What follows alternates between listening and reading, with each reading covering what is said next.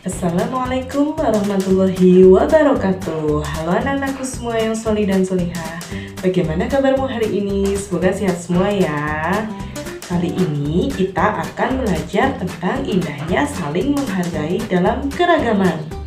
Sebelum belajar, mari kita berdoa terlebih dahulu. Bismillahirrahmanirrahim. Rabbi zidni ilman warzuqni fahman. Amin. Setelah mempelajari materi ini, Bu Guru harap kalian dapat yang pertama mendeskripsikan keragaman sebagai sunatullah agar saling mengenal. 2. Menyebutkan ajaran kebaikan dari agama Islam dan agama selain Islam dengan tepat. 3. Mengungkapkan perasaan mengenai pengalaman bergaul dengan teman yang berbeda agama dengan baik. 4. Saling menghormati dan menghargai pemeluk agama yang berbeda, baik di lingkungan sekolah maupun lingkungan tempat tinggalnya dengan benar. 5. Meyakini bahwa keragaman sebagai sunatullah dengan benar.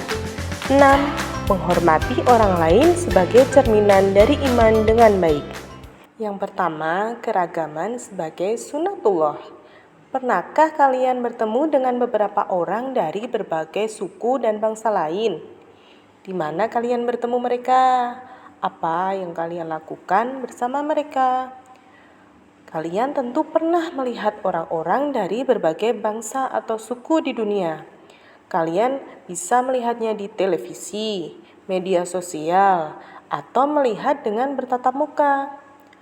Perbedaan di antara mereka tampak jelas dan nyata, misalnya postur tubuh, bahasa, karakter, dan agamanya. Ada beberapa bangsa besar hidup di negara kita, seperti Melayu, Arab, Cina, dan Eropa. Negeri kita dihuni oleh aneka ragam suku yang memiliki ciri khas unik, pakaian, bahasa, makanan, adat dan karakternya. Suku besar yang terkenal antara lain Jawa, Sunda, Betawi, Dayak, Ambon, Bugis, Madura. Agama yang dianut oleh penduduk Indonesia juga beragam. Islam, Kristen, Katolik, Hindu, Buddha, dan Konghucu. Kemudian, untuk apa Allah menjadikan manusia beraneka ragam? Tujuannya agar saling mengenal, sehingga menghasilkan hubungan harmonis, kerjasama, serta saling mendukung. Sebelum ke materi selanjutnya, kita simak lagu Haji Rhoma Irama dengan judul Penduduk Indonesia. Kurang lebih 200 juta jiwa penduduk Indonesia, terdiri dari banyak suku bangsa, itulah Indonesia. Ada Sunda, ada Jawa, Aceh, Padang, Batak, dan banyak lagi yang lainnya. Kurang lebih 200 juta jiwa penduduk Indonesia, terdiri dari banyak suku bangsa, itulah Indonesia. Janganlah saling menghina satu suku bangsa dengan lainnya, karena kita satu bangsa dan satu bahasa Indonesia. Bhinneka Tunggal Ika lambang negara kita Indonesia. Walaupun bermacam-macam aliran, tetapi satu tujuan. Kurang lebih 200 juta jiwa penduduk Indonesia, terdiri dari banyak suku bangsa, itulah Indonesia. Betawinya, Maduranya, Ambon, Bugis, Dayak, dan banyak lagi yang lainnya. Materi selanjutnya yaitu ajaran kebaikan dalam Islam dan selain Islam. Coba kita simak hadis berikut ini. Artinya, Kebaikan adalah akhlak mulia dan keburukan adalah suatu yang membuat hatimu ragu dan kamu tidak ingin orang lain melihat sesuatu itu ada pada dirimu. Hadis riwayat Muslim dari Nawas bin Sam'an al-Ansori. Tahukah kalian apa yang dinamakan kebaikan dalam Islam?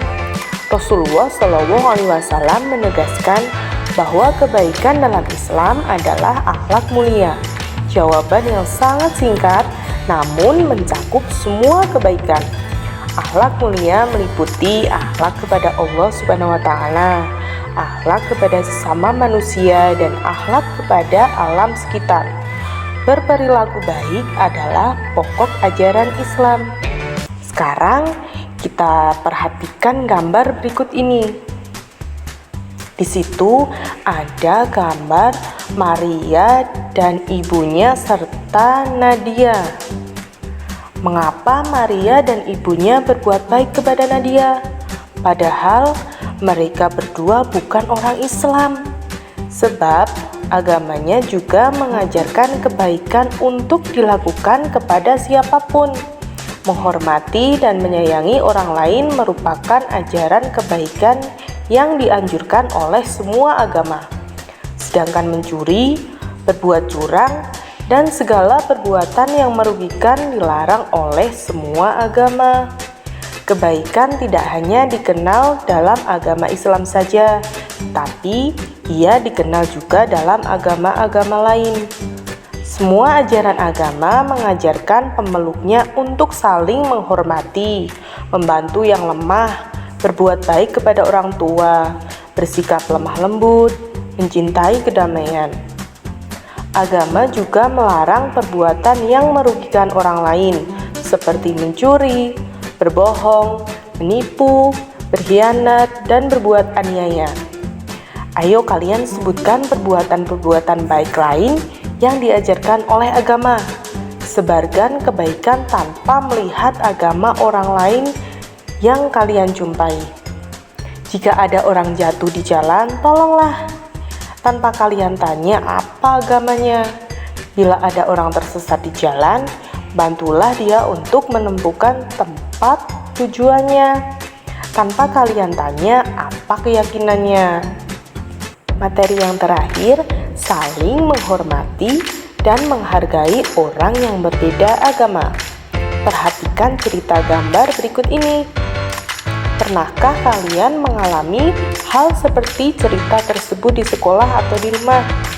Dalam berteman, kalian tidak boleh pilih-pilih karena adanya perbedaan di antara kalian. Perbedaan agama, suku, atau yang lain bukan penghalang untuk mewujudkan persaudaraan.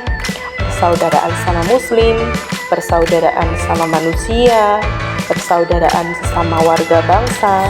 Sebab keragaman sebagai keniscayaan atau sunatullah dan anugerah yang harus disyukuri, sekaligus menjadi kekuatan untuk maju bersama. Toleransi dan ada batasannya. Saling menghormati atau toleransi antar umat beragama ada batasannya. Toleransi jangan sampai mengorbankan prinsip-prinsip keyakinan akidah agama. Surah Al-Kafirun merupakan penegasan bahwa tidak ada kompromi dalam hal akidah atau keimanan. Juga tidak boleh ada kerjasama yang mencampur baurkan dua akidah dan ibadah yang berbeda. Dakwah Islam yang dilakukan Nabi Muhammad SAW kepada penduduk Mekah mulai menampakkan hasil. Orang-orang terdekat beliau satu persatu menyatakan diri masuk Islam dan mendapat julukan As-Sabiqunal Awwalun. Kondisi ini membuat orang-orang kafir Quraisy geram dengan gencarnya dakwah yang dilakukan Nabi Muhammad. Mereka berusaha menghentikan dakwah dengan menghina dan memfitnah Nabi. Suatu ketika Nabi Muhammad sedang berjalan sendirian di tengah keramaian. Tiba-tiba seorang kafir memaki beliau dengan kasar. Dasar kau orang gila. Hei semuanya, dengar.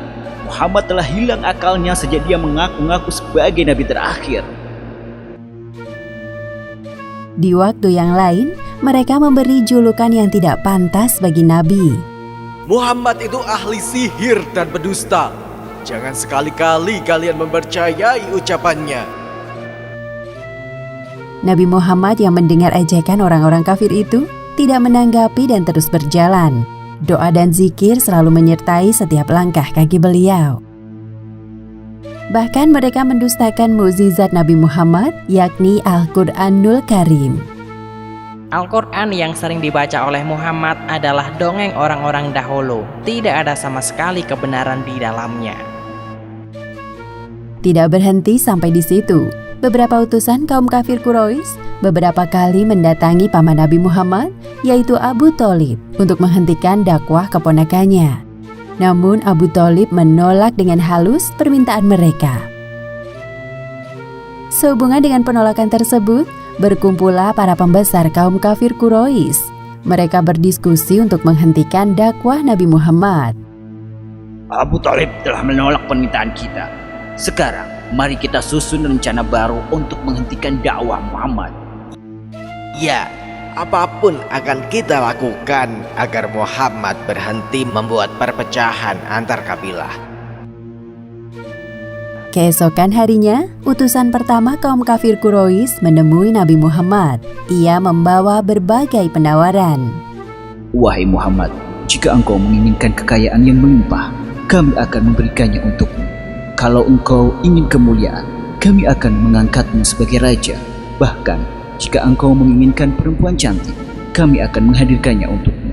Semuanya, semua kenikmatan dunia yang engkau inginkan akan kami penuhi asalkan engkau berhenti berdakwah. Nabi Muhammad sama sekali tidak tertarik dengan semua penawaran yang diajukan. Apakah engkau telah selesai bicara? Ya sudah, manakah yang engkau pilih, wahai Muhammad? Nabi Muhammad menanggapi penawaran tersebut dengan sopan. Aku tidak akan memilih semua penawaran itu. Sekarang kembalilah engkau kepada kaummu. Utusan itu kembali ke tengah-tengah kaumnya dan melaporkan peristiwa yang baru terjadi.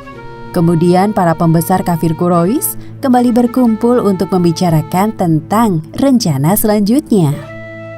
Pada hari yang telah ditentukan, datanglah utusan kedua untuk melakukan penawaran dengan Nabi Muhammad. Utusan kedua ini sangat berhati-hati dalam berbicara agar nasibnya tidak sama seperti utusan pertama.